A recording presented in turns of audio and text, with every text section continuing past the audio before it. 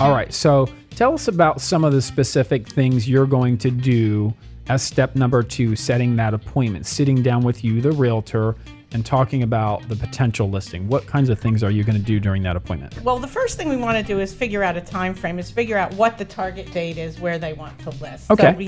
So we know, okay, this step. We may have a pending job relocation. We know the timing will be April next year, whatever. Exactly. Okay, perfect. Exactly.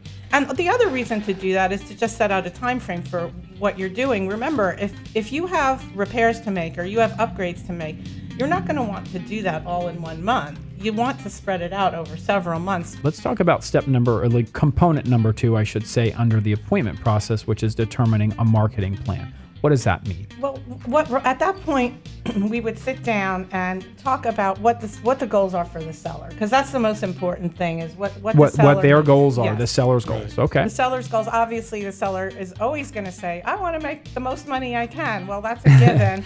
And that's, what I want to help them do. But we also need to sit down and say, well, how does your house compare to other houses that are on the market or are in your neighborhood? What can we do to make your house sell for more money or quicker?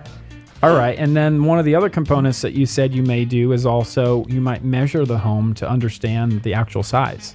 Yeah, so do you do that, or do you have someone do that for you? No, well, if it's a perfect rectangle, I will. There's very few of those in Charlotte. And honestly, I hire a professional measurer because it's important to get every square inch in the measurement, because not only does condition establish how we're going to price the home, but square footage really drives the price. That's great. And then I think the last component you mentioned was you might go over what a listing agreement looks like and what some of those components are.